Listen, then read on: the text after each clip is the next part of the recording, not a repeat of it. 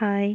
இன்னைக்கு மஷ்ரூம் வச்சு குருமா மாதிரி ஒரு கிரேவி எல்லாத்துக்குமே இட்லி, தோசை, சப்பாத்தி எல்லாத்துக்குமே நல்லாயிருக்கும். செய்யலாம் வாங்க. இதுக்கு கடாயில் கொஞ்சம் எண்ணெய், அப்புறம் பிரியாணி ஸ்பைசஸ், ஆனியன், அப்புறம் சில்லி எல்லாம் சேர்த்து நல்லா மிக்ஸ் பண்ணி விட்டுக்கோங்க.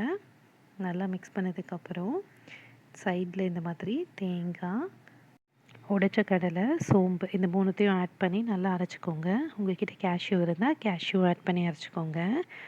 அப்புறம் நான் தக்காளியை போட்டுட்டேன். தக்காளி போட்டு நல்லா வதக்கி விட்டுட்டு நமக்கு ஸ்பைசஸ் என்ன ஸ்பைசஸ் தேவையோ அதெல்லாம் போட்டுக்கோங்க. மஞ்சத்தூள், மிளகாத்தூள், கரம் மசாலா இந்த 3மே நான் போட்டு நல்லா ஒரு 2 நிமிஷத்துக்கு வதக்கி விட்டுக்கிறேன்.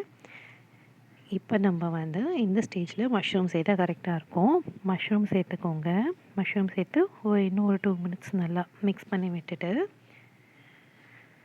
நம்ம ஆல்ரெடி அரைச்சி வச்சுருந்தோம் இல்லையா, அந்த பேஸ்ட்டையும் எடுத்து இதில் ஊற்றி நல்லா மிக்ஸ் பண்ணி விட்டுக்கலாம். இது ஒரு நல்ல டேஸ்ட் கொடுக்கும். இந்த ஸ்டேஜில் நீங்கள் உப்பும் ஆட் பண்ணிக்கோங்க. இது சைட் டிஷ் ரொம்ப நல்லாயிருக்கும் எல்லாத்துக்குமே. நான் எஸ்பெஷலாக தோசைக்கு வச்சு சாப்பிடுவேன். சப்பாத்திக்குமே ரொம்ப நல்லாயிருக்கும் இந்த சைட் டிஷ்ஷு.